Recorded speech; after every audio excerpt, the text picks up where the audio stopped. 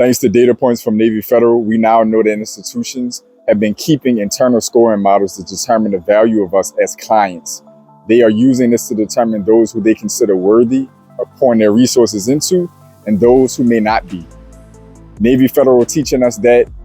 They've also opened our eyes that other institutions, probably all institutions, are keeping this kind of data on us and scoring us internally without necessarily letting us know.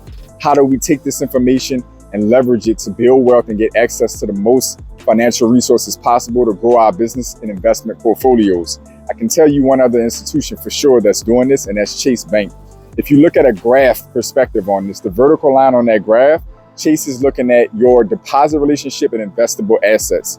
If you have less than 100,000 in deposits and investable assets, then you're considered somewhat what they would consider a core client. You have 100,000 to 500,000 in deposits and investable assets. At this point, you're considered an emerging client. If you have 500,000 or more in deposits and investable assets that Chase can see or has an inclination that you have, then you're considered an upper level affluent client. At the bottom of that graph, at the horizontal line, Chase is going to be determining how much of this relationship they have.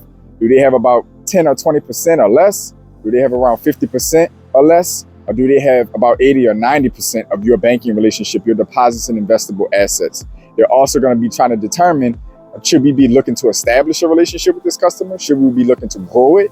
Or should we be looking to protect it? This is what you're going to be using to get the most out of an institution like Chase Bank, because now you know what kind of metrics they're looking to value your relationship at.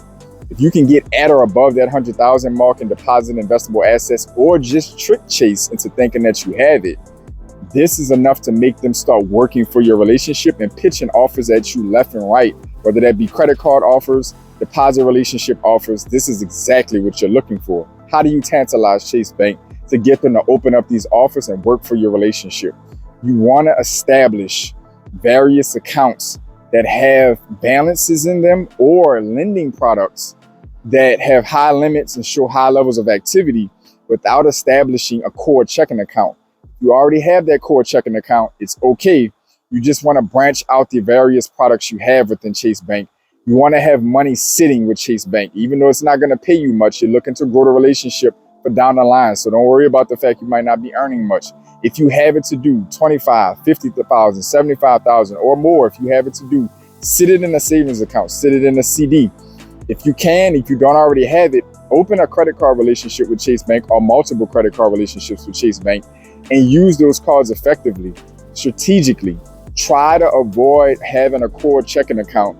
This tantalizes Chase Bank because private institutions, commercial banks see the checking account is the sun, if you will, in the greater ecosystem or the greater solar system of that banking relationship, meaning everything else revolves around that checking account, okay? So you want to either avoid it or you want to at least just have enough other activity with them to the point where they feel teased. Maybe you're moving figures in and out of that institution. You might be getting large deposits going in, wire transfers going in. Make sure it doesn't look illegal or suspicious. But if you can do this properly, you can kick the door down for Chase Bank to actually hunt you down for that relationship, personal or business-wise. This is what you want, because they're going to kick the door down and tell you exactly what's available to you and do their best to get you to establish that relationship with them.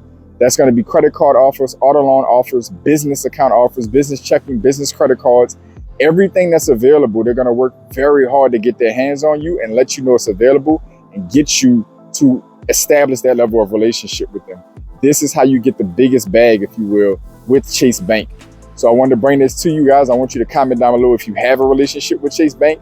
What does it look like right now? What accounts are you in? What kind of relationship do you have?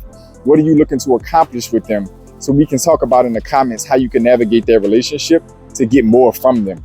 Other than that, if you want to learn more about myself and the channel, start in the description below and work your way to the About section. And of course, subscribe, like the video. To all my pioneers, welcome back. To my new viewers, welcome in.